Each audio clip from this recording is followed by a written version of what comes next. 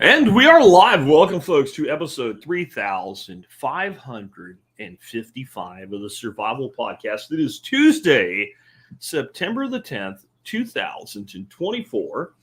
And we're doing another throwback show today. This is basically a topic I've covered, quite a few times in the past, which is the concept of from home to homestead. And when I say throwback, I mean throwback, like NFL QB 70-yard throwback, right? Like all the way out and down the field. The very first time I ever used the term from home to homestead on this show was episode 20 of the Survival Podcast. It was recorded on July 22nd, 2008. The concept so resonated with people of moving our mindset from home to homestead that a few things happened. One, it became a defining component of the future of the show.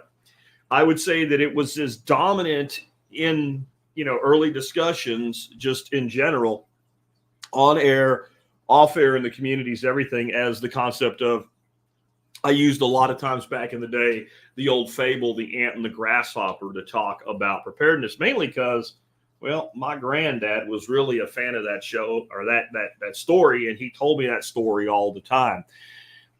But it hit some folks. Some of y'all might have been around long enough to remember Johnny Max and the Queen. They were podcasters back in the day too. They already had a show on beer, a home brewing podcast. It was one of the, at the time, of course, there was a lot less podcasts back then.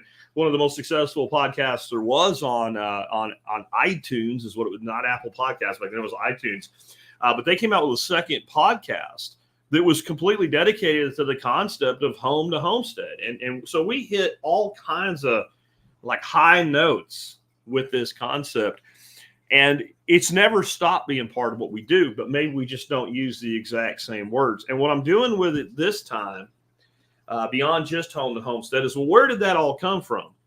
The wisdom of our grandparents. And when I say our grandparents, I do mean mine, and I will reference both sides of my family as my grandparents today, because they were, they were older members of their own generation, right? If there's no way that they could possibly still be with us today, because all four of them would be among the oldest people in the world ever.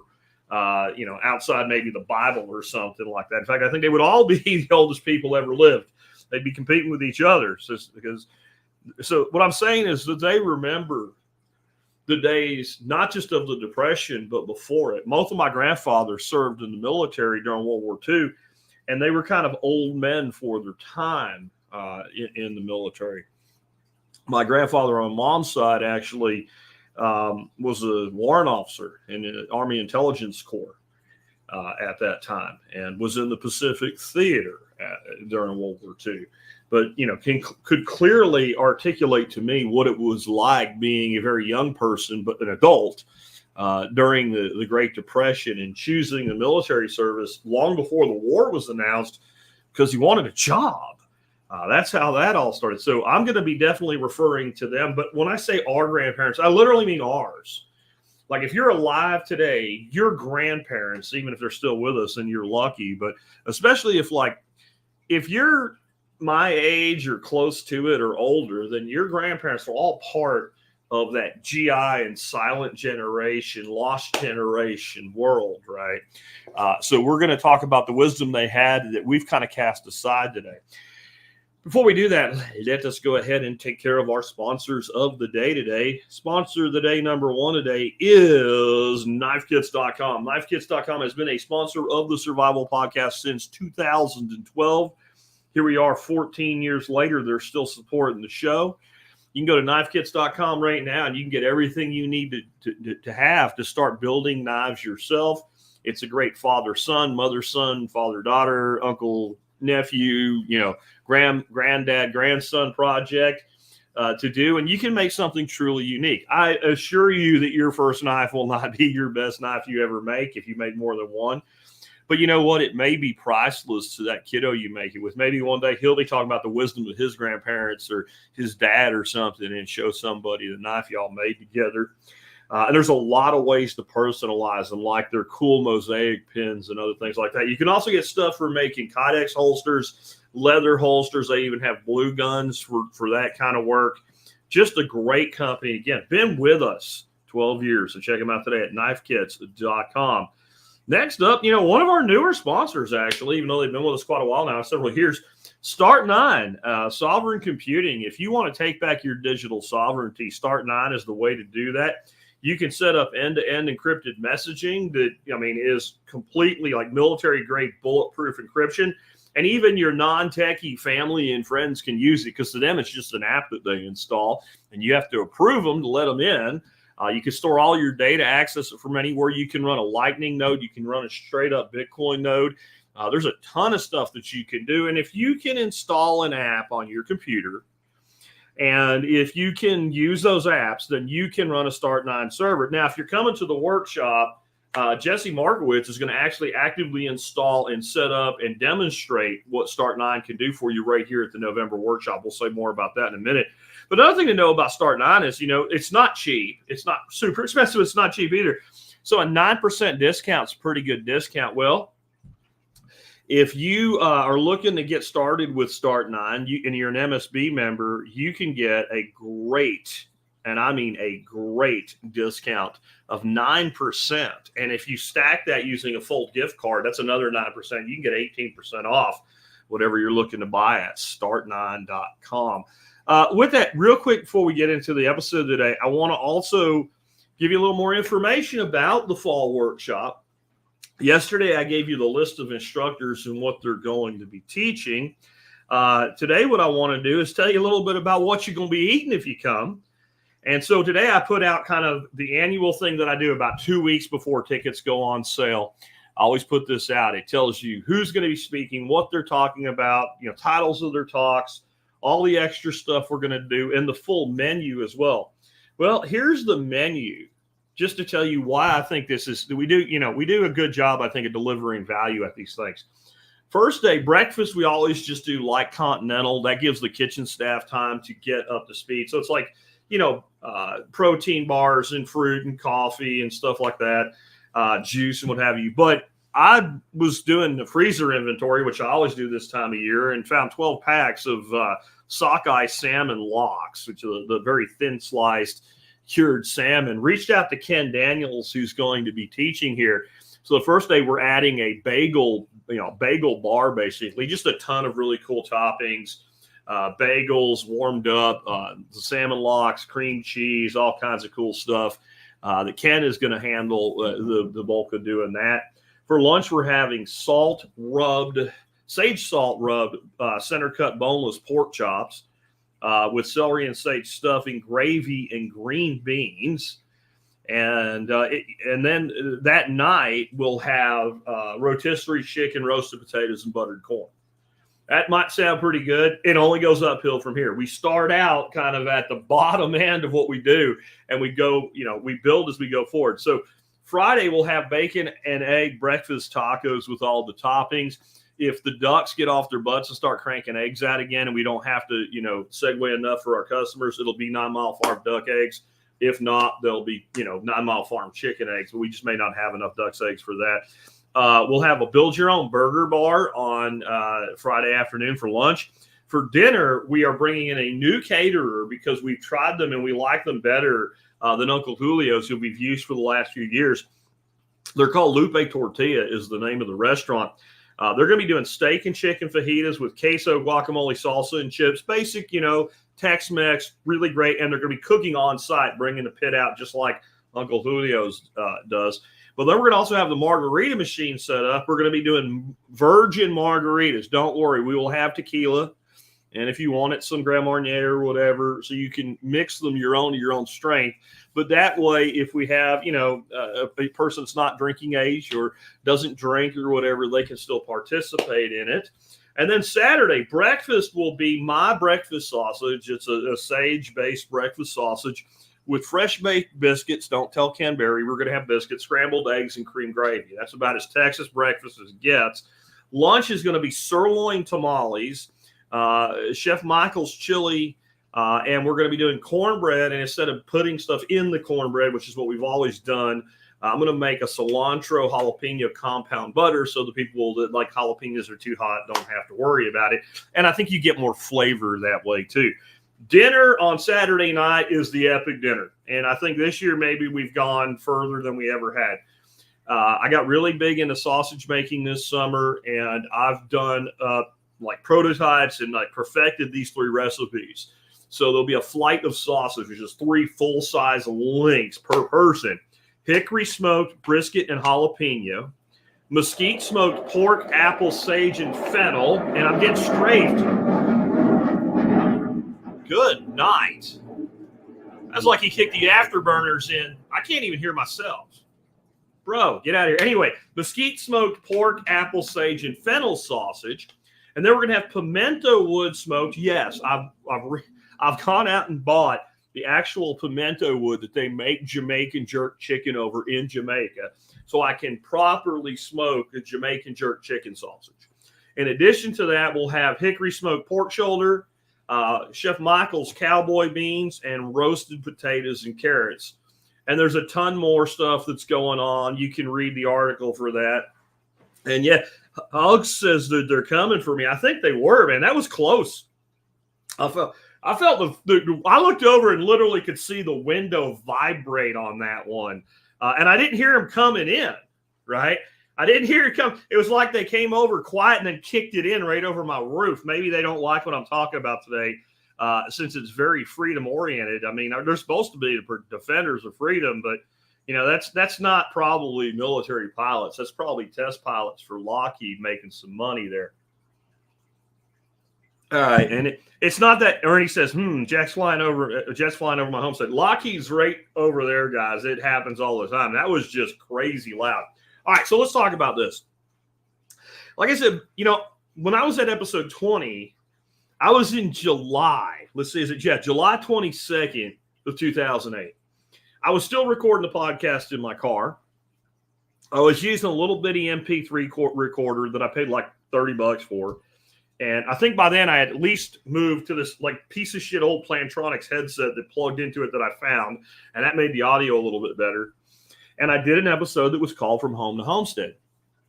And when I did that episode, it was one of those first early episodes that people actually started sharing the show. Like, you got to hear this guy. You got to listen to what he's talking about. This is how our grandparents used to be, and this is how we should be. And like I said, it took on a life of its own. It became a meme within a meme, so to say. And when I talked about it, I actually invoked something that I'll do right now that really isn't what you think of in this realm, I guess. And that is a much more modern concept, and that is Robert Kiyosaki's Rich Dad, Poor Dad. Now, whenever I mention that book, I always say we know full on that that's really a work of fiction with a little bit of his childhood actually mixed into it. And but by using a storyline, he was able to teach these lessons. It's not supposed to be read as being really the truth of what happened when he was a kid. But one thing he said in there that really stuck with me, and I discovered that book on tape, right, when I was in those years, those formative years of my career and trying to build my knowledge. And I remember driving around in my car and hearing him say that most people think that their greatest asset is their home. And I believe they're coming back. Hopefully it won't be as loud as last time. But I believe at the first point that I heard that, I didn't even own a home yet. I was still renting an apartment.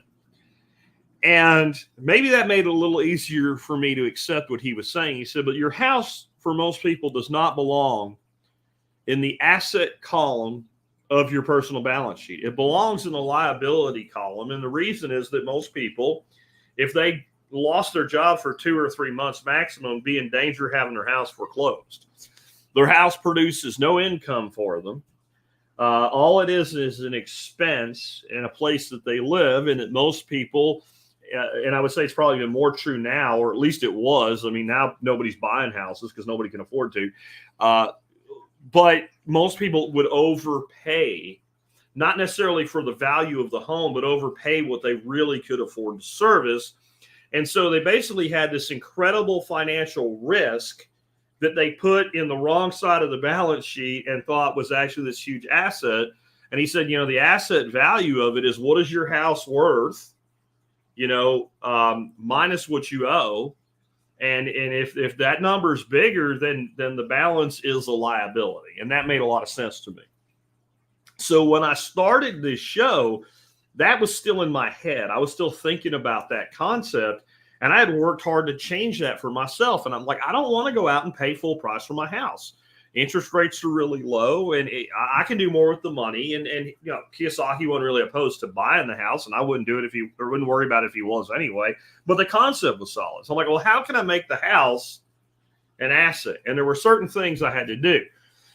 One was when we bought a house, we made sure that we felt like even if we both lost our good jobs, you're going to call them that at the time anyway, and we had to go out and get jobs working at Walmart, we could still afford the house. So we needed to mitigate the liability concept with, as long as we can function and hold an adult full-time job, we'll be able to pay for it. And so we needed enough money down. We needed everything, every kind of debt that we had that was a bad debt. And I did have some bad debts back then, and so did Dorothy. Okay, first we're going to pay those off. And the real estate agent's like, but you don't have to. Your credit's good enough. No, we have to for us. And so we dug ourselves out of our debt hole, and we picked the house, and we were really careful in that first buy. We made good money on it. And every time we moved, we were able to do a little bit better with our home without actually paying more money for it. Like my house payment today, thank God I bought when I did, but it's not much more than my first house payment when I bought my first house in 1998. And it's a hell of a lot nicer of a place than I had in 1998 because we've always been able to roll equity, right? And by doing that, that was one piece of it. But the other thing was, well, what did my grandparents do? Because this is a wisdom of our grandparents. And my grandparents, both sides, grew food. And I'm like, we have this backyard and there's space out there that we don't really do anything with except mow. So we put in a garden and we planted some fruit trees and all the stuff that we talked about. And so this is pre-TSP, guys. I'm like, this is what I did with my first house in Arlington. It's what I did with the house we owned in Pennsylvania when we were up there for a few years and I worked for Fluke. When we moved back here, we bought a place also in Arlington, Texas, that I was actually living in when I started the show. And we had done it there in a big way. And so it was natural for me then to get on the air and teach this concept. Let's stop making the house an actual liability. Now, I do owe money on my house today, but it is such a low amount of money. I could set the difference in what I could sell it for, the equity I would pull out exceeds the owed. So it literally is an asset in that it's holding equity value. I have underlying value that exceeds the debt. I probably could sell this house today and walk away with about $350,000. And I don't want to say exactly what I owe on it, but I'll just say it's a hell of a lot less than that. That would be a net after you pay for everything and walk away, what I could walk away with in my pocket. So I don't consider my house just economically a liability anymore. I really do see it as an asset because I believe that's what it is. Plus, then we did all the other things to make a cash flow out of the property. So the property actually produces in total value more money than servicing the mortgage every year. If I look at it from a true business standpoint, of course, I'm sitting in my office, which is one of the bedrooms in my home. My wife maintains an office on the other side of the hallway from me. She does all her business work there, and we deduct that from our income tax completely legally, completely above board. Like I could do a screen capture video of my accountant doing the math and send it with my taxes to the IRS, and there is no foul. So I'm not talking about some kind of rigged game here. I'm saying just the way we structured everything. My house is a net producer today.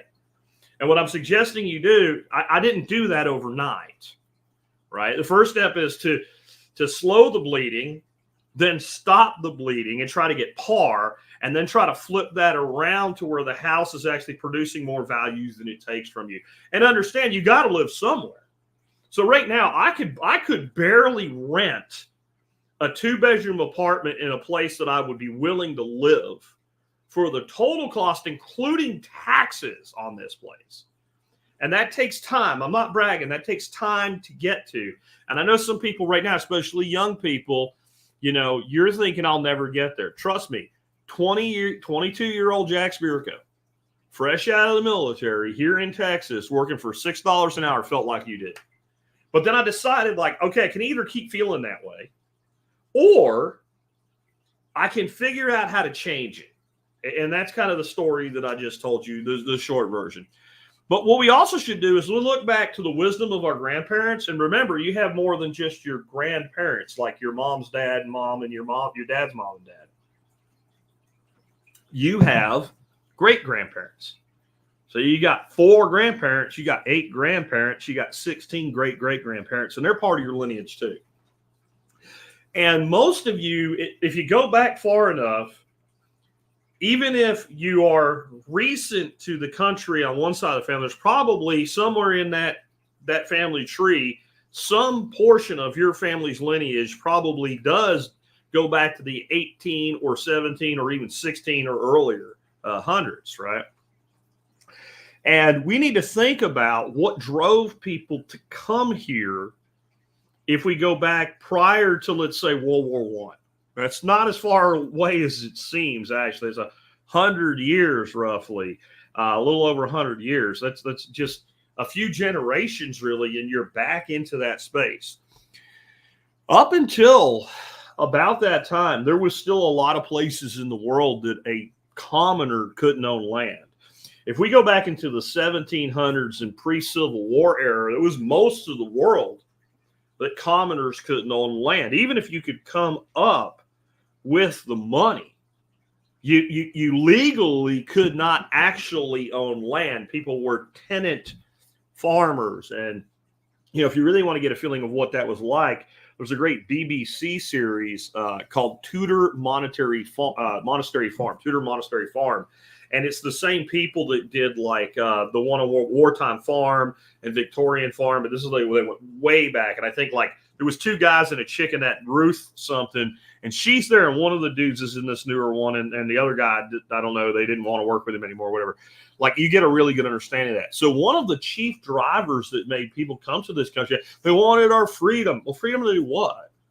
One of the number one things people realize is if I go to this place called America, I can own land.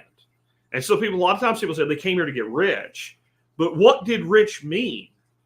I'm going to tell you right now, about 1790, being rich didn't mean what it meant today. Okay, you weren't looking at being a gajillionaire or whatever. If you owned a nice little 40-acre farm and a house you could raise a family in and it was yours free and clear, you were rich. Now, there were people that had immense wealth beyond that. No, I mean in your mind, when you were a poor day worker type situation, maybe you were even in and out of the poorhouse or something, and you were willing to work as hard as you could, but you just couldn't get ahead, and you saw somebody that had a nice little brick or stone or log cabin house and a little plot of land and you know, maybe an ox or a pair of oxen or even a couple donkeys or something, and they were able to grow food for both their family and for market.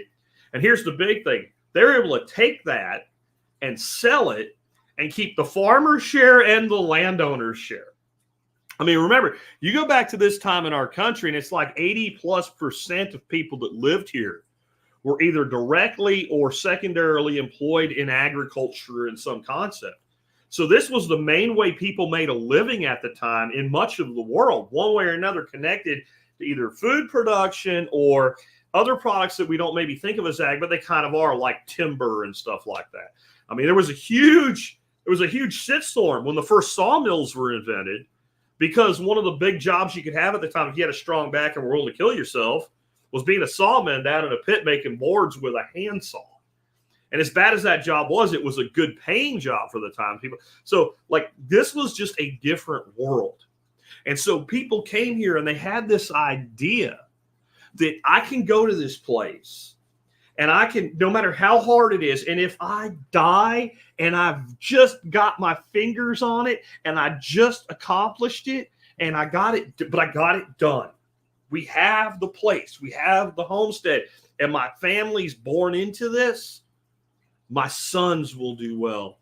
And so will my daughters. And their sons will do really well.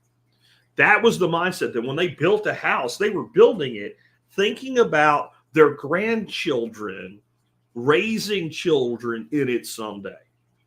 Now, this does not at all make any sense today to people. You know, like, you think about a term we use today, a starter home. It's a starter home. And what that means is it's really not good enough to keep up with the Joneses.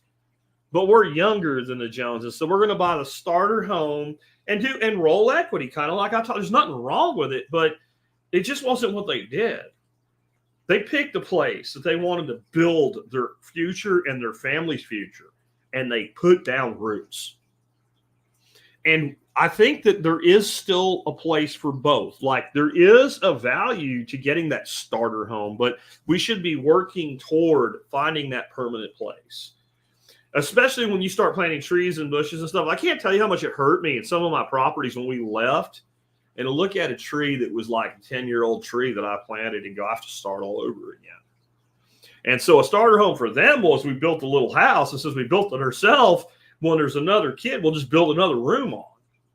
And of course, the other thing was they could, right? No, I need to get a permit, right? Can you imagine one of original Oklahoma Sooners run in, grab their 40 acres, and then say, who do I ask for a permit to build my house? And after the house is built, well, I need a permit so we can add on. Like, oh, shut up and go do it, Bill. Right? So there is a reason that it's not quite the way that it is anymore. And government plays a role, but our mindset is our own. We can choose how we come at this. The key shift is moving your home from consumer to producer. What can your home do for you? Can it house a business somehow? Can you put a garden in? Can you produce food? Can you raise small livestock? What can you do to make your house produce? Because as soon as your house starts producing, everything changes. Everything gets just a little bit better. We start this whole move from the liability to the asset side of the balance sheet. It's not a light switch, click on, click off. Like some people, I guess, maybe can hit a home run out of the gate and get it done that quick. What it tends to be is it's more like a dimmer switch for the light.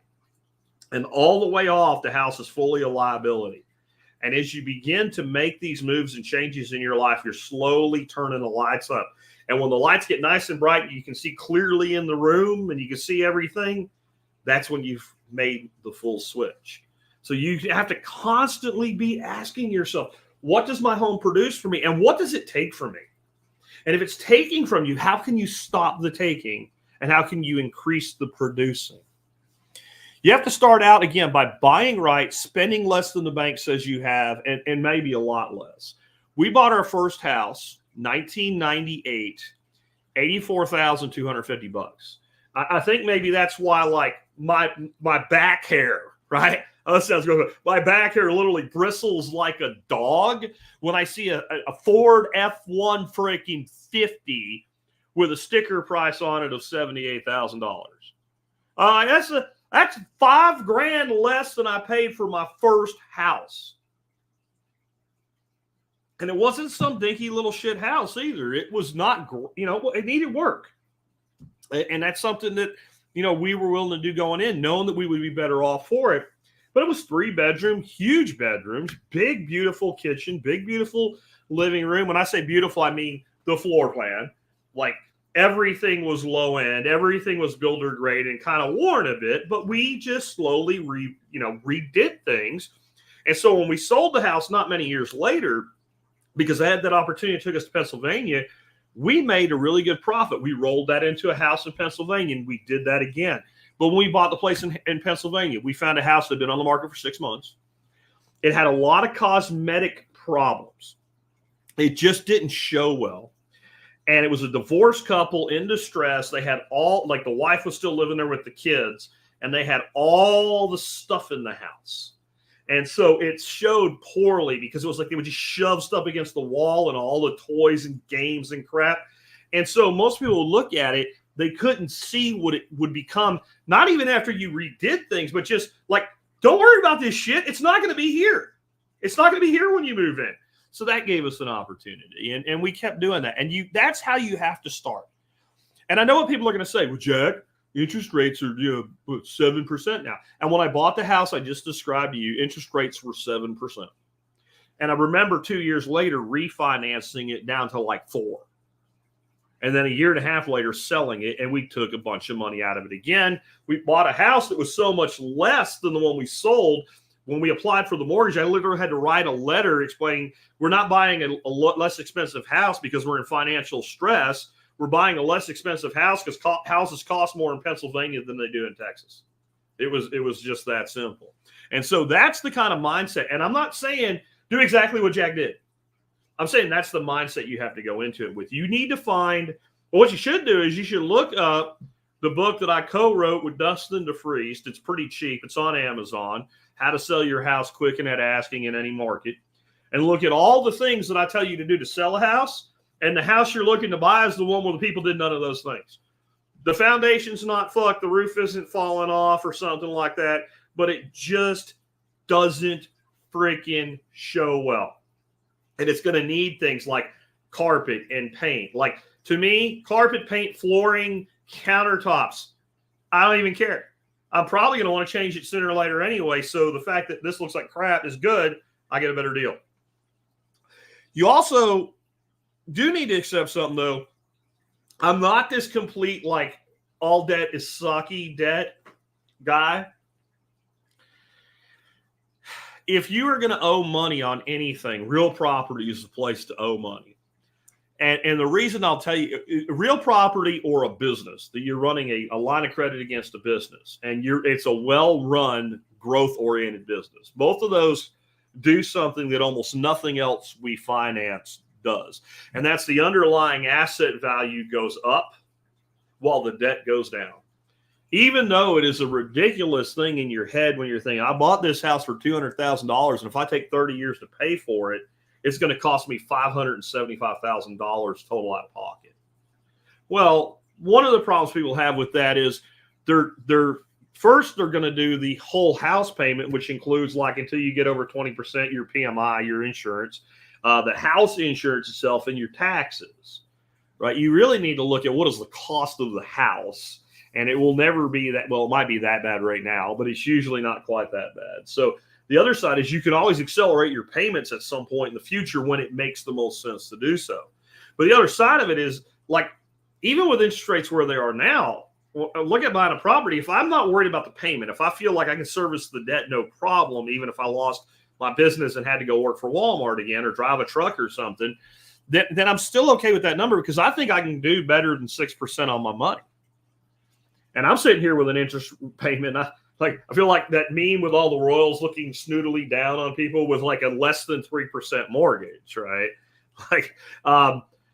And that was like, there was no way I was going to come more equity heavy into this house with an interest rate that low. I figure if you can't do better than 3% return on your own money, you don't deserve the money. You hate money, and money will then therefore hate you. So that's just, again, how to think about this. But debt on real property or debt on any appreciating asset is the least bad of all debt. In the end, yes, you're technically still going to be better off if you pay it off. Every once in a while, we look at the balance on the house and go, should we throw like 10, 15 grand on this and see what happens and just keep accelerating? Because occasionally we do pay some extra on it, never that much, but we think about it at times. Because it will be nice when the only payments on this house is the insurance payment and the property tax. I hate the property tax, but I'll say this now for people that are special children. When you say, well, if you buy a house, you have to pay property taxes, so you never really own it. And if you rent a house from me, because real estate's another great investment when you're renting that property out, do you think that I pay your property taxes or do you think you pay mine? Like I'll tell you right now, these people that say this shit, that say this, and it's stupid. This is what my grandfather would tell you. You sound like a stupid fucking moron. That's what my grandfather Spearco would have said, right? Because he would have understood this intellectually as kind of primitive coal miner mindset as he had. He understood how freaking house worked and how taxes worked, right? And you're going to pay property tax if you're going to live on property, whether it's an apartment, a condo, it doesn't matter. When I set rent, there's two things I look at on a property. And I have rented property as a landlord, and it's spreadsheet driven. What's the market? What can I get? And then I'm going to push it as high as I can. But the other side I'm going to look at is what? My cost. So before I would even buy a property that I intended on renting, then I want to know what I can get for it. And does the amount I can get for it exceed my cost? In other words, can I make the property cash flow positive? And if I can't, I'm not going to buy it. Well, do you think I'm going to leave property taxes off the freaking spreadsheet? I'm actually going to take the estimated property taxes and add 10% to them when I do that calculation. And so will any other landlord that doesn't go bankrupt. So tax sucks, but it is reality. It's a fact of life, and you can talk all your bullshit about allodial titles and whatever, and I'll see you when you're living on the street because they took your house away. We should all be at least partially homesteaders, in my opinion, and preppers specifically. The concept of being a prepper, let's take the overriding concept out of this for a second. Just think of being a prepper in of itself, is that I want to be able to take care of myself if the systems of support that I currently rely on fail. Well, I can tell you that people don't think it's the case, but as soon as you get that storm and you can't go out, right? As soon as something shuts things down, as soon as there's a pandemic that isn't, but they turn it into one through policy, this just happened a few years ago, the first thing people start worrying about is food. Food. And if you think back to just a few years ago, you could walk into a grocery store and you went to the produce section and it was wiped out. You went to the meat cases and it was wiped out. And so everybody ran out initially and bought dried beans and pasta because the government said so. They came home and sat there and stared at it and went, well, this isn't what I really want. So then they went out and bought all the other shit. And the next thing you knew, you get all the dry beans and pasta and wheat berries you wanted, but you still were looking for produce and meat. As homesteaders, that's the primary foods that we can produce. We can produce eggs. We can produce meat. We can produce dairy if we go that route. And we can produce as much produce as we want to eat. We can produce salad level produce with an indoor farm of hydro or aquaponics. If you want to grow leafy greens, in my opinion, it's the way to go. It's the best, most efficient way to do it. So if we're worried about food storage on the hoof and food storage in the garden bed, that's kind of the way to go. We also are going to start thinking about other things as preppers, like backup energy and stuff like that. That all fits in the homestead world. Being as self-sufficient as possible, right, and self-reliant as possible as well, is what homesteading is all about. And it's what prepping is all about. And you don't need, or perhaps even would not want, a lot of land. Everybody that gets in this mindset, I want 150 acres and all. And, there's a piece of me that does too. And you know what I would want out of 150 acres? About 149 of it woods. I only need about an acre to do the things that I want to do. Now, you give me 150 acres and I'm probably going to get my hands on an excavator and clear a few more than that 1 acre, but all that's going to be is ponds. The reality, though, is you can homestead, half-acre homesteading. I did a whole series on it, is a thing. And most people can produce a ton of their own food and other needs on a half an acre or even a little bit less. It's amazing what you can do.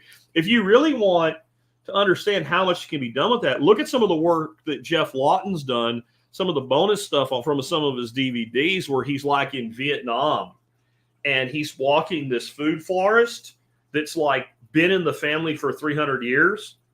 And there's like, this plant is edible and this is medicinal and this is there. And his great grandfather planted this tree and all. And you know how much land it was? It was like 3/4 of an acre. And it was just outside of, it wasn't Saigon, but it was, or Hanoi or whatever. It was some fairly good sized city, something analogous to like a Savannah, Georgia or something like that in size. And this family had maintained this 3/4 acre food forest for 300 years. Those folks are homesteaders. And that is the mindset that we need to be thinking about. So how do we do that? What are the ways we can make this transition and change where we are and where we're going. One is grow food. That probably is the number one thing that you can do. And it's the number one thing that I took from my grandparents. Their view was pretty simple. We're going to eat every day. There's space there that can make food. We should be making food. Both of them thought that way. Now, my grandparents on my mom's side, my grandfather on that side, his family goes back to damn near North American settlements, German, Dutch. My grandmother's side on that side, she was actually the youngest daughter out of her sisters and brothers of like 11 children. And her next oldest sister were the only two that were actually born in this country. Their family came here, and then the mother had two more kids. They were Italian and came in through Ellis Island. And I guess would be my great grandfather on her side was a barber in New Jersey. And he raised a family of like 11 kids as a barber.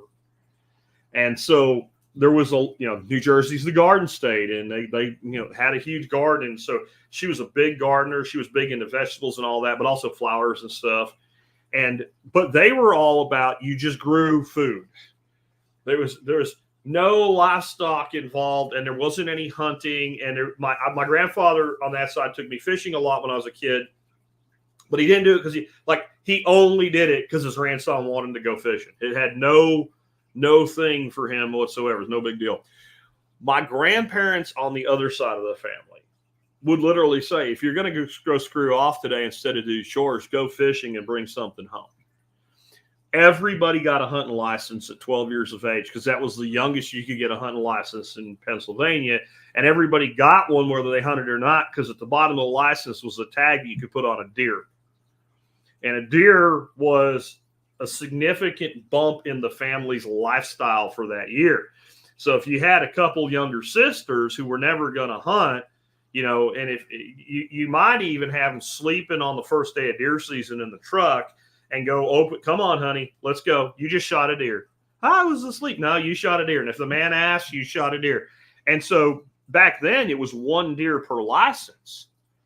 So we did that all the time. We bought the license and then we shot the deer, and maybe the person that owned the license did. And I'm pretty sure statute of limitations on that one is up if there's any game wardens in PA that want to come after me for it. But we did that to live on. We used to have a saying about people, and it applied to us. People said it about us, and let's say that boy's smokehouse runs in June. And what that meant is you were still fishing and smoking trout in June. And so we weren't just homesteaders in what we could do with our land, but what was around us. We went out and foraged blackberries and blueberries and wild strawberries. Those were the three big berries that we would go out and forage. And blackberries and wild strawberries, most of the wild strawberries ended up eating. I foraged those myself and put them right in my mouth. Occasionally I'd bring home some for my grandma to do with, but they're itty bitty. Blackberries usually like me and maybe my uncle or me and my dad would go out and do that because that was easy. But blueberries, when they were in season, we would organize these like huge community things. There was this huge pole line that went up over one of the mountains by the water dam that was where all the water for the town came from. And you weren't even supposed to go there, but nobody was going to damn well stop anybody from going there. So we would, get in Jeeps and shit and go up there, and we would have 30, 40 people picking blueberries. And have that down to like people having jobs. So the trays like you get at a cafeteria or whatever, not the ones with division, just a big tray with a rim. We bring the berries back and you dump it into that tray. That way you could get them on one level, and somebody would be sitting there picking all the green and reds that got in the mix out, and then dumping them into jugs. And then whatever amount we picked, each family would take an equal share home. So that side was about like not just what can we do with our land, not just can we do having a little chicken house. It was also like, hey, the squirrels are stealing the corn. Shoot the squirrel and we save the corn and eat the squirrel. And so sometimes when I'm talking, I realize that people that are new to the show, you don't know anything about who I was as like a teenager or a tweener or something, and you don't understand that where I'm coming from is a position of, we did all this not because it was cool. We did all this not because it was a hobby or something to do, or we thought it was fun. Now, we had a lot of fun hunting. We had deer camp, and that was a lot of fun and all. But it was about putting food on the table. There wasn't a hunting season that we weren't involved with. What I mean by that is, dove season came first. So we were dove hunting all the time. You shoot 12 doves a day. And I just will say that maybe sometimes you went out in the morning and you came home with 12 doves, and then you went out in the afternoon and maybe you came home with 12 more doves. And dove season was like the entire month of September, day after Labor Day forward. There's the stories people say, we had gun racks in the back of the trucks in our high school parking lot and all. And I think a lot of those are a little bit exaggerated. I never saw a gun in a gun rack at a high school parking lot. That would have been, but there were a lot of people like me who did, have a shotgun in a case behind the seat or in a trunk of a car at school. Because as soon as school was over, we went out to the dove fields. And I used to go hunting with my shop teacher, Mr. Fox, who when I would start my bullshit as a kid and be like, well, what if this and what if that? He was the guy that would say, yeah, he would have got fired today for it. If your aunt had balls, she'd be your uncle. And it wouldn't be because he said balls. It's because he gender assumed, right? So I used to go hunting with him for doves all the time. But it was about, what did you bring home? I would go fishing all summer long. What did you bring home? What did you bring home? Now, generating income is another component to this. If you can build an income from your property, then you can never worry about losing it. If the house produces more income than it costs, you're golden. But most people are not going to come out of the gate. I've got a house that's a financial consumer, and I'm going to make one or two changes, and all of a sudden it's going to be a net positive. It's something that has to be done over time. And this starts really with the world of the side hustle. Now, we didn't call it a side hustle, back in my grandparents' days, right? And in my parents' days. But not just them, but everybody I knew had side hustles. Like, one of the things that was a side hustle that I never even thought of as a side hustle is my one uncle and I were really good mushroom hunters. We spent so much time fishing and hunting that we spent so much time in so many different diversity of woodlands. And what I was saying earlier about every hunting season, so there was dove season, and then there was small game, which was like rabbit and grouse and pheasant, and there was deer season, right? And there was also squirrels. And, I ran trap lines, and we took food from that as well. Like, you didn't throw away good meat. We didn't skin a raccoon and throw the carcass out. Raccoon meat's pretty good. So we had all that coming in, but because of that, we also were able to find mushrooms. And there's a mushroom that even back then was highly desired and very expensive, called the maitake, or the hen of the woods, also known where I was from. Everybody called them ram's head mushrooms. They're huge. And we had gotten, and they will grow in the same place at the base of an oak tree once you know where they are every year. And we had all kinds of little areas that we knew about. And there were times we came home with like the whole bed of his Jeep filled to the top with ram's heads. No matter how much you love mushrooms, you can only do so much with them. People paid $10 a pound for them. We would come home like that and drive around with a scale and go in all those little bar rooms I was talking about yesterday. How many do you want? And people buy 2 pounds, $20. $20 in the 1980s, folks, could do a little bit for you. I remember I told you yesterday, you get a beer at Lazarchik's for 50 cents. So that's 40 beers for 2 pounds of mushrooms we just cut off the ground. That was a side hustle. My uncle tied flies, and he would sell his flies. I reloaded ammunition. I got into that very young, and I got into it for us so we could shoot more and pay less. But then all of a sudden, I was selling ammo to all of his friends. Like, they wanted hotter loads or whatever, and I would just, here's how much the box is. And so Some of this is like homestead related, and some of it's just mindset. My first actual business that I ever had that had like an ongoing recurrent income coming in, it wasn't passive though. Back in the 80s, if you wanted a new album, where did you go when the new like Def Leppard album came out, right?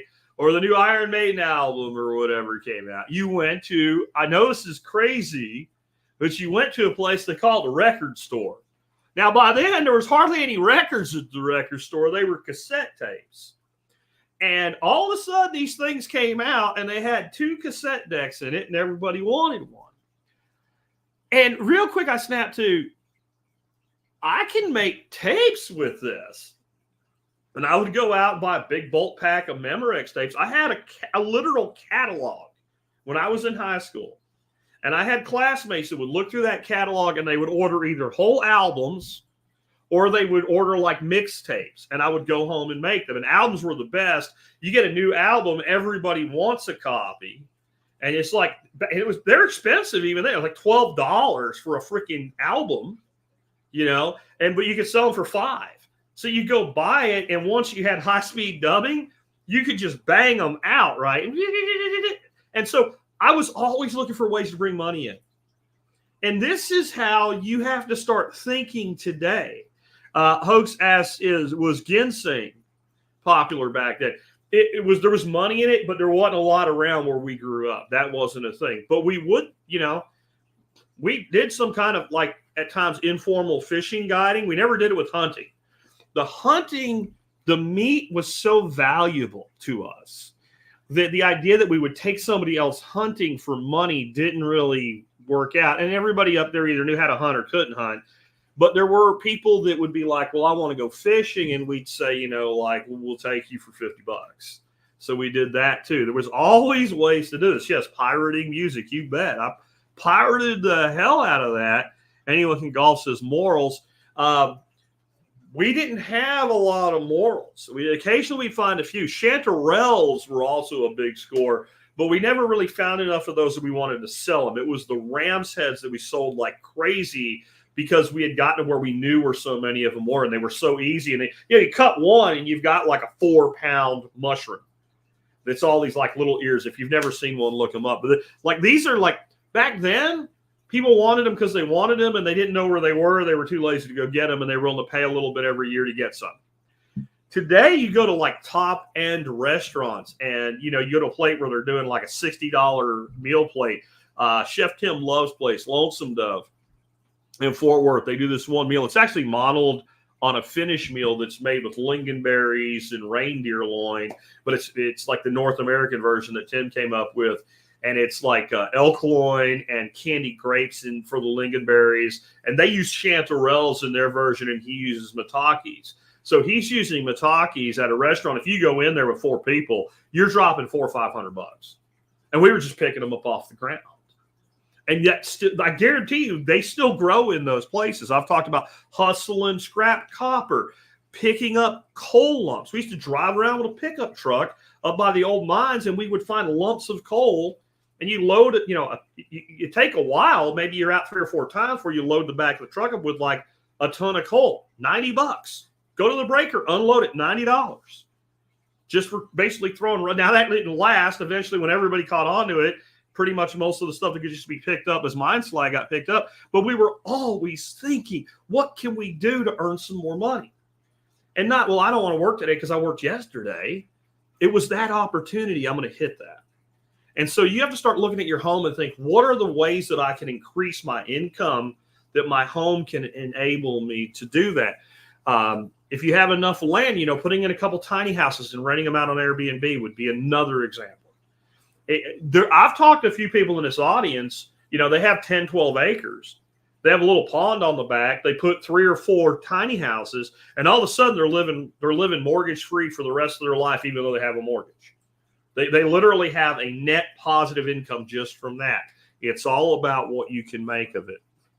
Provide recreation is another thing, though. Having fun has gotten to be expensive, hasn't it? What I miss about my place I owned in Arkansas, what I miss about the place I grew up with, my grandparents' place in Pennsylvania, was being able to go out in my backyard and shoot. Legally, I can do it here. Morally and ethically, I don't consider it safe based on where places are around me. But I think back to, like, you know, even just going to a gun range, even just a regular public range that you just pay a day fee for, can be kind of expensive. There was one indoor range at a gun store near me where I grew up as a kid, and they barely got by because nobody wanted to pay to go to the gun range. They just go out to the hills somewhere and shoot. And I missed that. So we had a skeet range in my backyard. That's one of the reasons I am what I am with a shotgun, because I could go out any day I wanted and shoot 25 rounds of skeet, no problem. I needed enough money to buy a box of shells. And once I start reloading, that was half the cost, right? We even used to build these things to improve your we called it pop shooting. When that bird gets up real quick and you got to pop it because he's going back down underneath something, like grouse will do that, quail will do that. We would take pipe and we would put them on a board, and they would all be on different angles. And we'd take a mattress spring, and you always could find mattresses laying around the stripping holes where people couldn't get rid of them at the dump, so they just threw them out there. Pull the spring out, you mount the spring to the board, and you've got like five. It almost looks like a mortar thing. And you make a pin, and you push the can down with a stick, and you make a hole in the pipe and stick the pin through. And you could put several holes. So if you put the hole pretty far down, the can would go pretty high up. And if you put the pin higher, then the can would have less time to take a shot at. So we would build those, and then we would make like 5 lines, but only load 4 pipes. So when you said pull, you never knew which one the other person was going to pull. So you had to visual, acuity, and this came up, and now I got to make the shot. We turned it into recreation. We turned it into fun. And so if you're spending time with recreation and not money, then you're not spending that time spending money for your recreation. So you have to start thinking, what can my property do as an entertainment venue for me? We hate the summers here to a degree because it's so hot. We spend most of our time inside. This last week, this weather has flipped. It was 58 degrees yesterday morning. I think it was 62 this morning. As soon as I got done with the show yesterday, I had a bunch of work to do to get ready for the workshop, but all computer work, and to finish up the final exam for the course we're going to be releasing hopefully this week on cover cropping. I sat out on the back porch and entertainment. I got geese, I got chickens, I got ducks, I got my grandkids running around. I don't need much more than that to be entertained. So how can we make the property entertain us, feed us, and put money in our pocket? And then one thing you can do once you have a house that's really hard to do in an apartment is you can do things like add that second or third deep freezer, right? You can have more space to store more food. Well, what happens once that becomes the case? Well, when there's a huge windfall available because it's seasonal, like a bunch of mushrooms, and you can the ones you don't sell, you have a place to put them. Or when you go to Costco Business Center, you can buy a couple whole chuck rolls, come home, cut all that meat, and wrap it up in a vac sealer and freeze it and have room for it. Most people in apartments, what do they have? That little tiny freezer section. How much meat can you really have on hand that way? So economy of scale is something that owning a home turns you on to. But if you're house poor, you can't afford the scale of the economy. But if you buy smart, now I can use the space, and all of a sudden I can go out and do these larger scale buys. And I have ways that I can scale everything that I'm doing. I can go down to the farmer's market toward the end of the season and walk by a place and see like this dude with boxes of green beans sitting there just miserable because no one's buying any green beans because everybody has them, and go, how much you want for all of them? What? How much you look miserable. This looks like mostly what you have. There's like 3 crates of them there. How much do you want for all of them?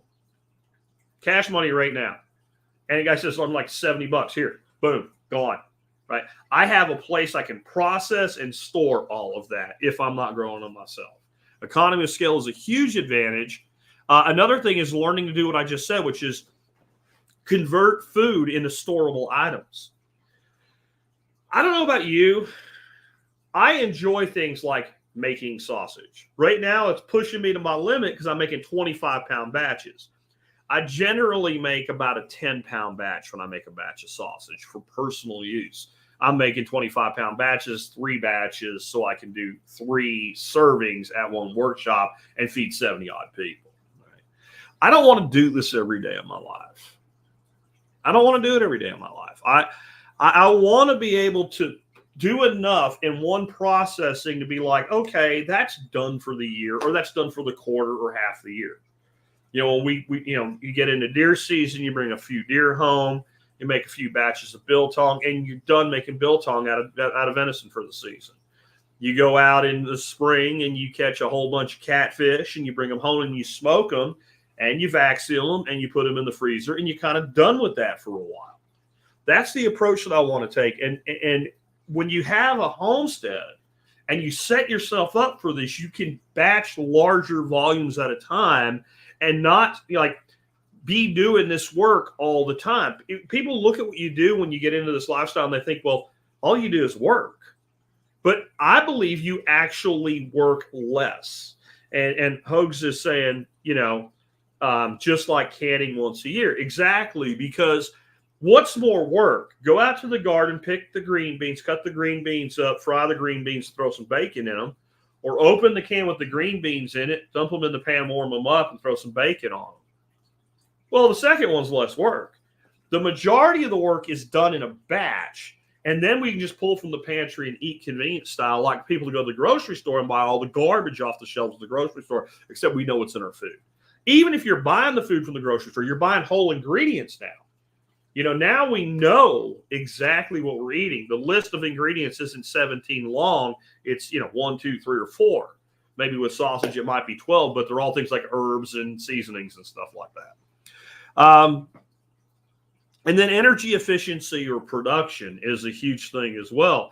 And right now it's sickening what's happened. Our electric bill is almost double what it was 3 months ago because our contract ran out. And thank you, Cackles and Brandon, for fucking up the energy economy of the United States. And, even competitive markets like Texas that are less expensive, our rates on electricity, the rates themselves have pretty much doubled over the last 3 years. And now we're stuck with at least a year of that shit. But most people think, well, solar panels and windmills and microhydro, and that's all wonderful. But where's the first place you should start? Efficiency. What's the low-hanging fruit? More insulation in the attic, better windows, whatever. Anything that reduces the outflow of money reduces the concept of a liability on the home, right? So start with efficiency and then look at things like solar, et cetera, backup power and other forms like generators and all, so you don't lose that investment. All the freezers that we were just talking about. You better have a generator sufficient to run all that shit and enough gas to run that shit for about a month. Because the last thing you want is to lose it during a long-term outage. Fortunately for us, most of our longer-term outages down here are in the winter.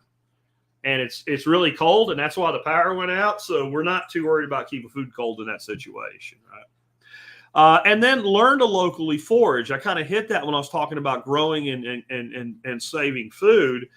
But there's probably food right out your door. Rob Greenfield, who had the show long ago, he did the 1-year project where he basically built this little tiny house for a few $100 in somebody's backyard, started growing his own food, and he lived for a year 100% off the land.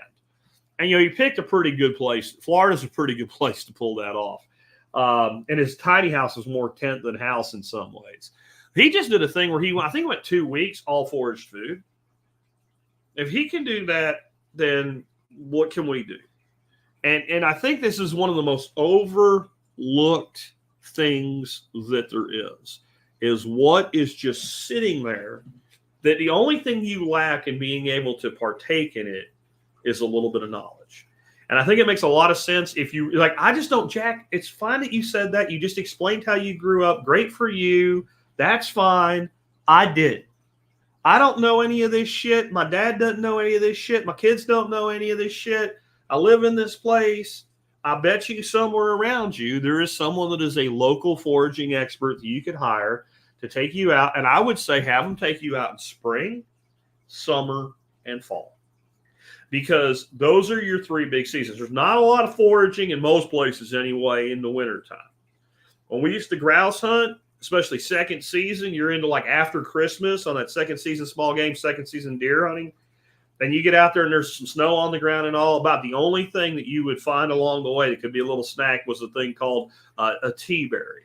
And a tea berry is the berry on a wintergreen plant. That was winter green. It grows green in winter, and it has these little pinkish reddish berries, and they're white inside, and they taste like a little bit of fruit and mostly wintergreen, just like wintergreen gum. That was about it. The rest of the year, there was always something. Fiddlehead ferns in the spring, right? Ramps in the spring, things like that. Most of your berries were in the spring. Through the summer, you got into like the blackberries were more a early summer than spring crop. There was always something out there that you could find. You started to move into some of the mushrooms in summer, and then in early fall into late fall, that's where you got, the chanterelles and the ram's heads and the spongies and stuff like that. So I'm guaranteeing you there was more there than I knew, but we knew enough to bring it in and to have a significant impact on, we didn't have much of a grocery bill. The shit we bought at the grocery store was like coffee, salt. I mean, like we did buy some beef because we've always been beef eaters and we like steak. And, we bought some chicken because most of our chickens were just old layers and stuff like that weren't great meat birds. But mostly what we ate, we either hunted, we fished, or we foraged, or we grew. And people today get into this mindset that I have to spend thousands of dollars to put a garden in. No, you don't. I mean, the only reason I really do raised beds, guys, is because it's convenient and I can't do it any other way here. My grandfather didn't ever do a raised bed. I never saw a raised bed until I moved to Texas. And I real quick understood why people here did it. Real quick. My grandfather said, what are you doing? There's dirt there. Dig it up and plant into it, right? So we did all this as very economically repressed people. I tend to not want to use the word poor, not because I'm embarrassed of my family or my upbringing at all, because I never felt that way. Now, looking back at it, I can say our income levels were below the poverty line. And almost everybody that I went to school with, their income levels were below the poverty line, including, people with decent jobs for the area. It just didn't pay well to live there. It just didn't. But I never felt poor. How could I feel poor? I'm sitting here eating freaking rabbit and venison loin with ram's head mushrooms with blackberry sauce. That's not what poor people eat. But yes, it is. Yes, it is. So you tell somebody you're eating squirrel, they think of that as being important. They probably ain't never had it before. I make you a squirrel, you'll be buying, if you don't live in a place where you can fire a 22, you'll be buying a Gammo the next day if I cook you a piece of squirrel meat, right? Like, this is just not that far away. I know when I talk like that about this, there's probably people who have never tuned in to see the video version of this show because like 95% don't. Are thinking, this dude must be like well spoken for, but he must be like 88 years old or something. I'm 52 years old. The time I'm talking about is from about 1978 to about 1990. That frame of time is where all this was going on.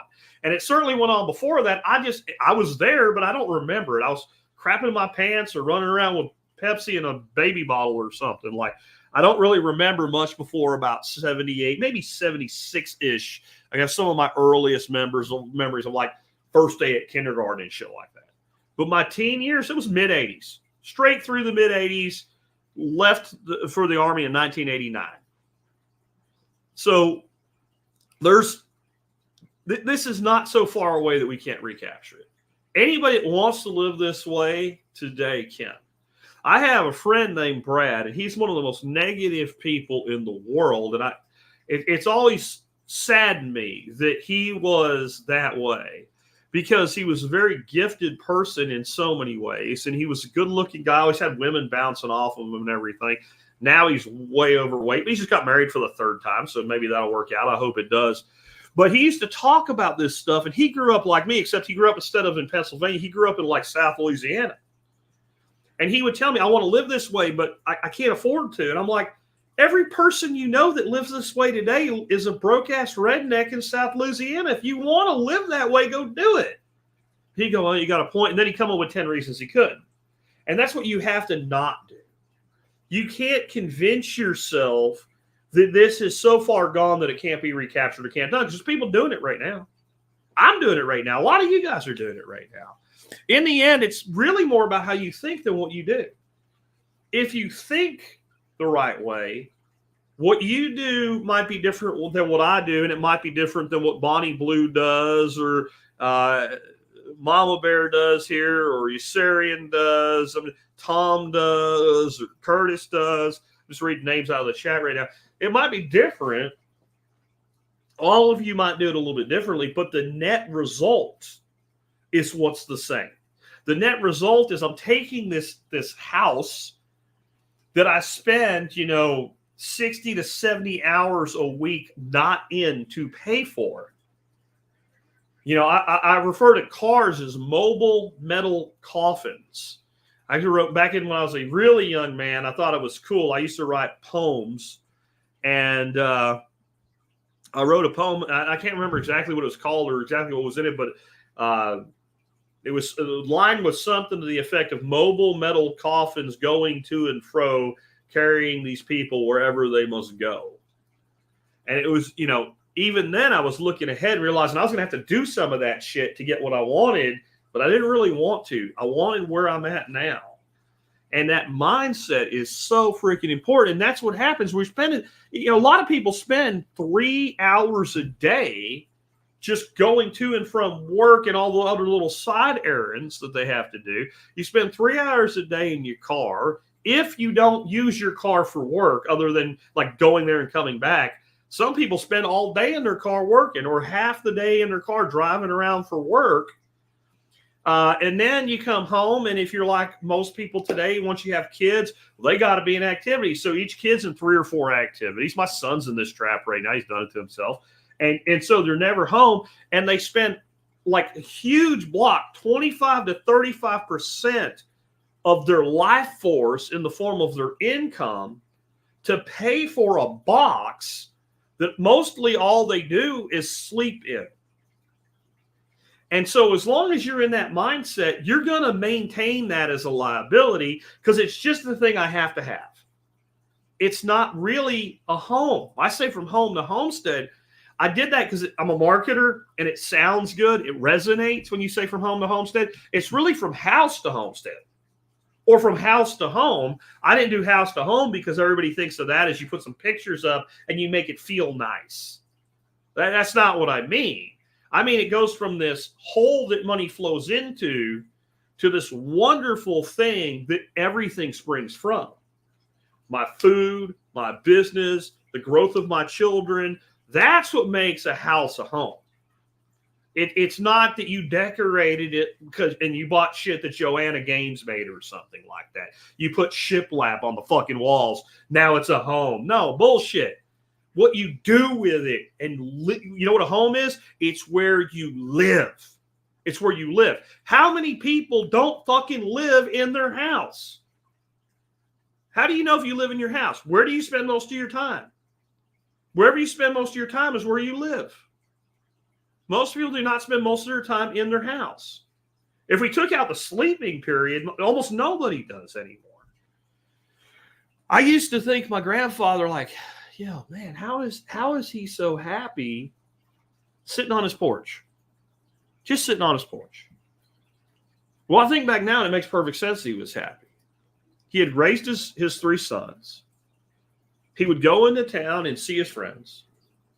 He'd come home, and our house that we had was kind of like the front porch looked down the main road, like the road went past the side of the house. So you're looking down the road. So when it came up that road walking, and lots of people still walked at the time, right?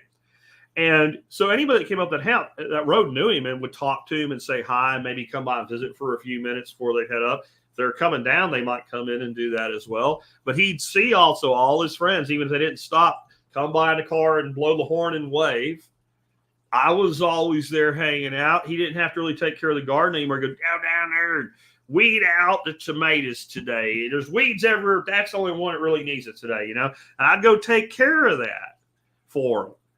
And then he'd see all that stuff come up out of the garden and know that's all going in the deep freezer or canned down in the cellar, and it's all going to be good. And just pulled all the onions heading into September, and me and the uncle are fixing to go dove hunting and bring doves home. And like, why wouldn't he have been happy? He had the old bird dog would hang out with him, and you know, his house had been paid for since the fucking 50s.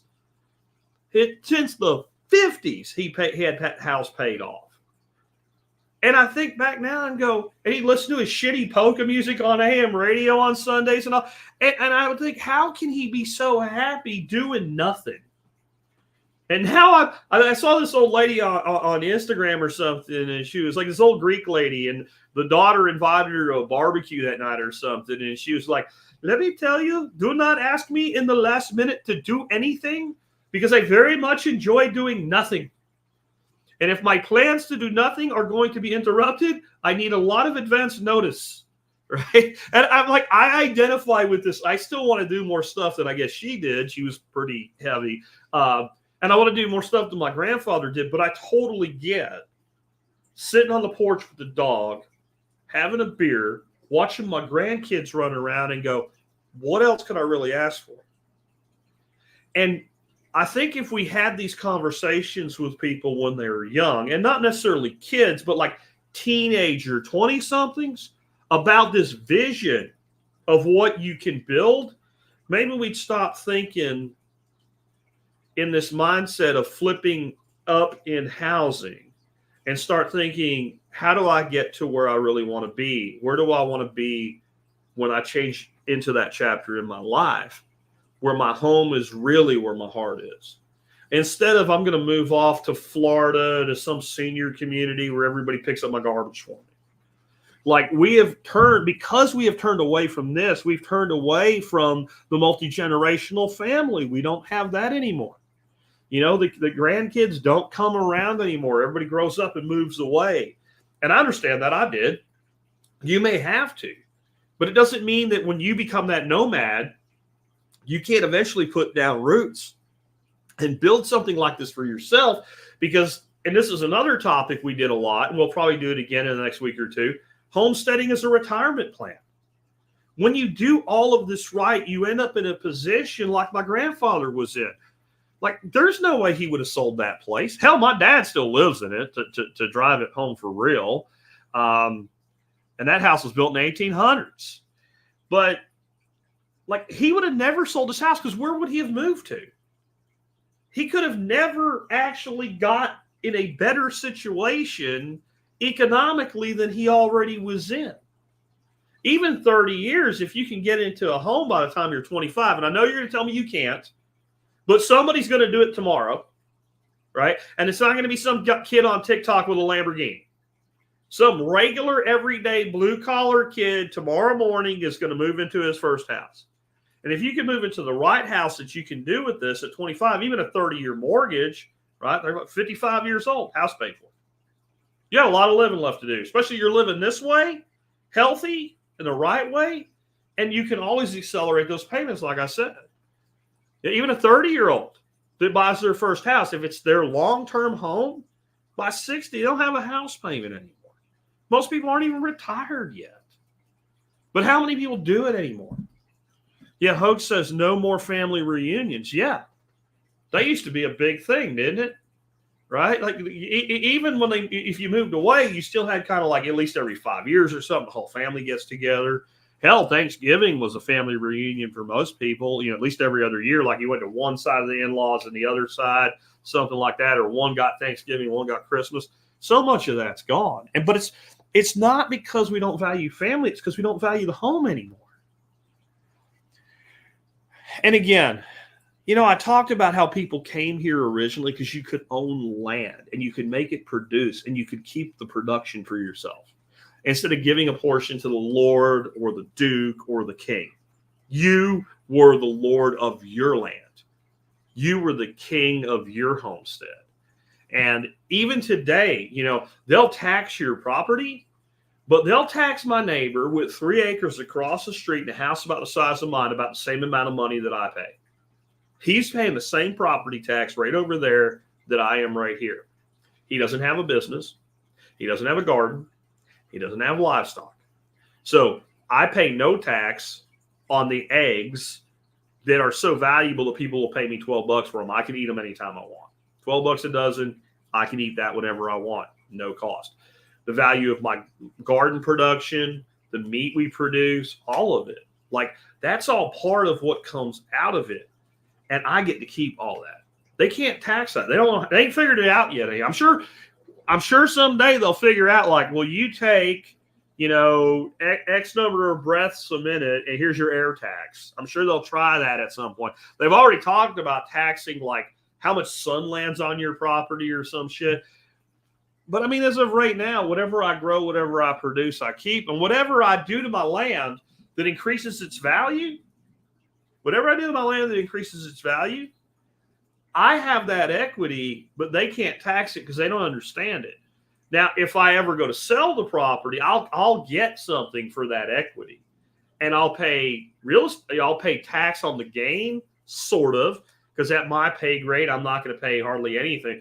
My wife and I can make $500,000 every 3 years on real estate. That's how our tax works out, without paying any income tax on it at all. Every 3 years, you can sell one house, $250,000 gained per taxpayer. So for a married couple, that's $500,000. We ain't going to make quite a bit. We ain't going to make $500,000 profit off of the house.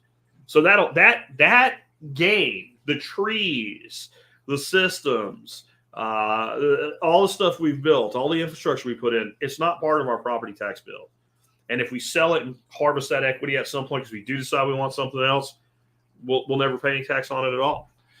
We have been able to create things that we have value in that they can't take a piece of, is what I'm saying. And what I want you to really understand is that the spirit that drove your ancestors, your grandparents, which may be your great or great-great or great-great-great-grandparents, to come here, lives in you, is still alive. It's not gone.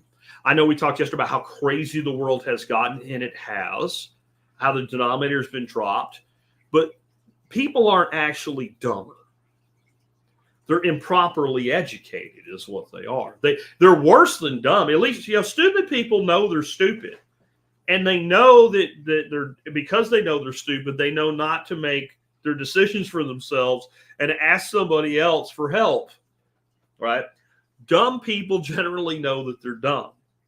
Intelligent people that are miseducated, they mistake themselves as being very, very intelligent, even though they're doing dumb shit. And that's why they're a lot more self-destructive.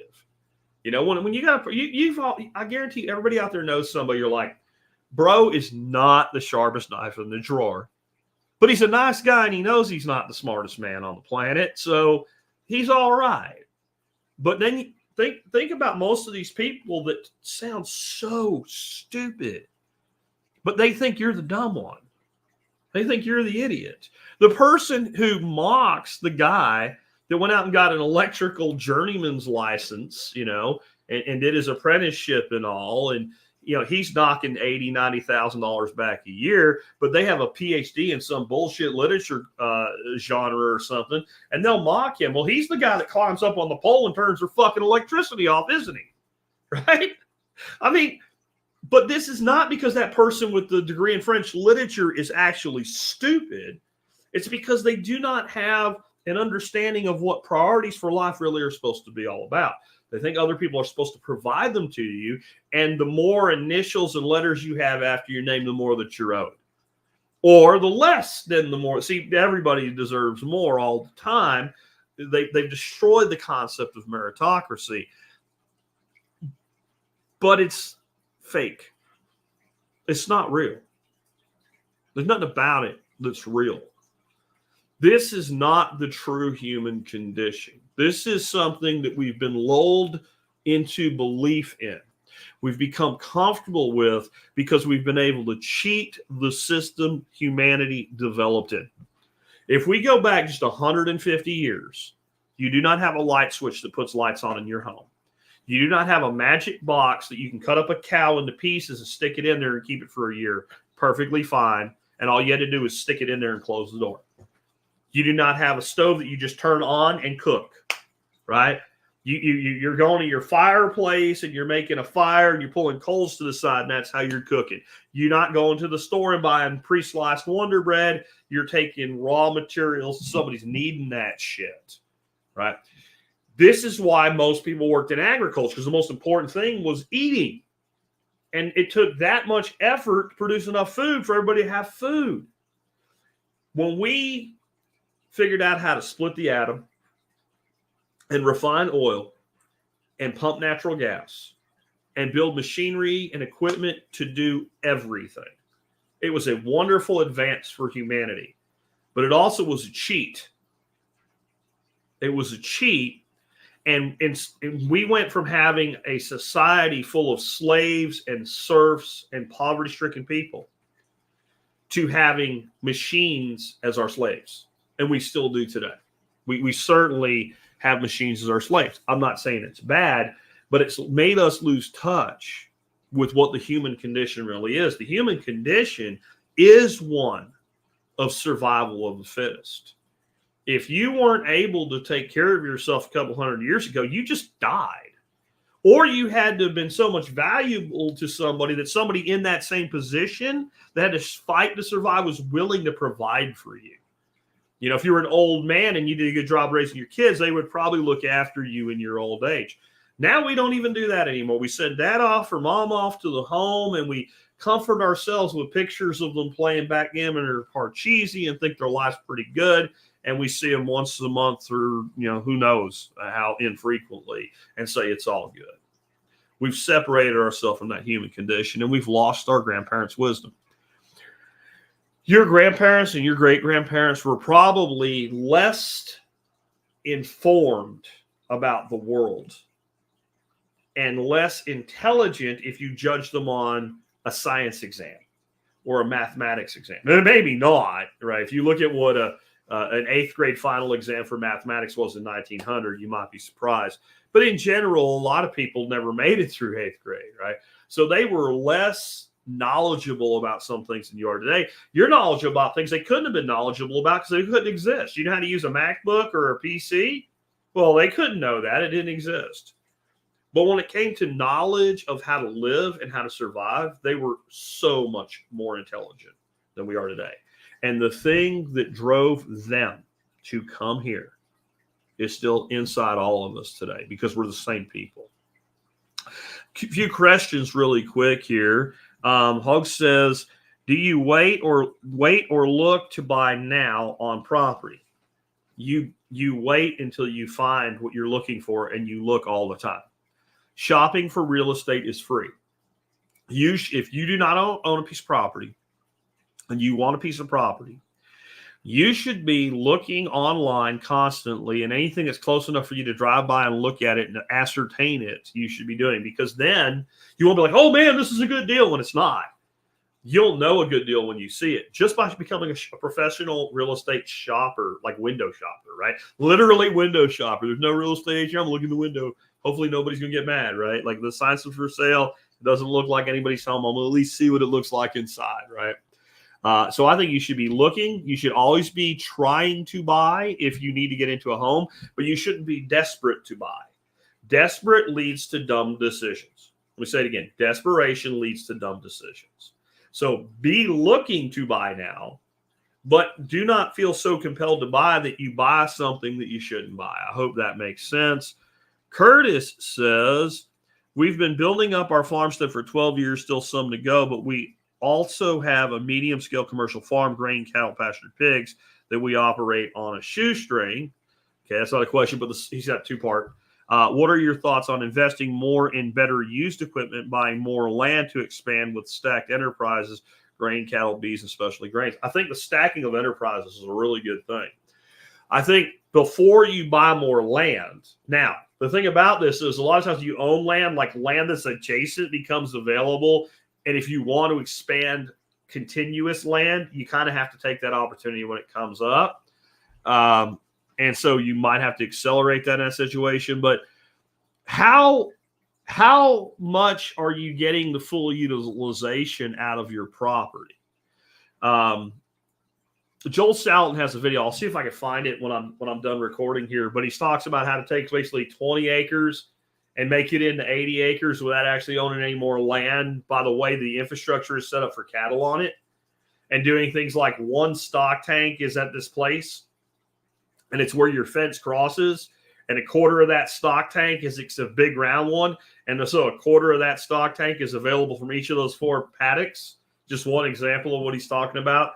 And then that stock tank has a water supply to it with a float valve. So now I got one stock tank handling 4 paddocks. That's just one. And I would look at, like, are you really getting the full value out of what you already have? Because let's say I can buy another 10 acres, and that 10 acres, I get a decent deal on it, $10,000 an acre, $100,000. And that $100,000 worth of land nets me another $20,000 a year in income. Well, 5 years, the land's kind of paid for, and I have the underlying value of land. But what if I could just make another $20,000 on the land that I already have with no additional outflow of income? There's a lot of ways in which that would be a much better financial thing. And once you start thinking that way, you might realize that before I buy anything else, I've got this laundry list that I can do of what I have. But if you can legitimately buy more land and rapidly make it pay for itself, it's probably worth doing. Now, in the agricultural space, the most successful farmers I know own relatively little land compared to the land that they manage. So Greg Judy is managing something like 25,000 acres of land. He might be smaller than that now, because I know as he's gotten older, he's scaled back. He got rid of all the cows. He does 100% sheep now, but it's still thousands of acres that he's managing. He owns like 40 or 70 acres that he lives on, and he has like another couple hundred. And the other couple hundred that he actually owns is near his house, but he leased that land like for decades. And the dude that owned it decided that his kids were not going to ever care about it and take care of it. So when he died, he left a lot of money to his kids, but he left his land he left them like the house and like an acre, and the rest of the land, he left it to Greg. And Greg is not in a hurry to buy more land. I don't think he ever will. So if I'm leasing land and it's profitable, then I never have to worry about losing the land I own, because I have a cash flow from land I don't even have a real obligation to. In fact, that cash, people, well, you got to pay the lease fee. But if I'm not going to make more off the land than the lease fee, I'm not going to lease it. And I could always, at the end of those leases, just walk away from that land, and I still have what I have. Right. So I would think that way too a bit. John Hendricks says, Jack, we've been listening to you for over 12 years now. You've inspired me and my family, and I so much. We're debt free and have a hurricane coming at us right now. We're prepared and not stressed. Not really a question, but that's a great comment. Those are the kind of comments, guys, that, man, I love getting. I got a bunch of emails in the last couple of weeks that are like that, or we started a business, or, this thing happened, or, one guy wrote me, I'm walking through on my phone doing this email, and I'm eating apples off my tree and shit. Like, man, I love getting emails like that, and that's why I do this show. Hope you guys enjoyed today's show. Remember, one way you can support us is do your online shopping at tspaz.com. That's TSPAZ, tspaz.com. Same item of the day as yesterday. It is starting to get colder out. It ain't cold yet, but it's going to be. You need a backup source of heat. The Mr. Heater portable Big Buddy propane heater is the item of the day. You can find that at T-Spaz in the write-up. That's all I'll say about it, so I can get done here and signed off. Again, reminder, I do have out, you can go right now to the survivalpodcast.com.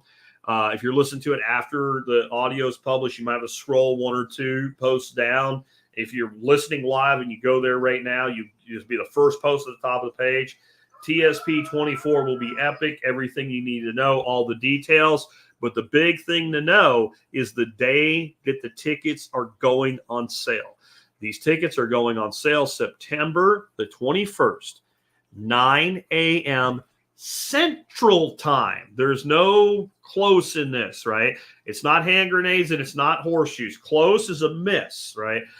I say this every year. I think people think it's marketing sometimes, and then I get the angry emails. Well, I was there at 10 after, and all the tickets were sold. Well, that happens.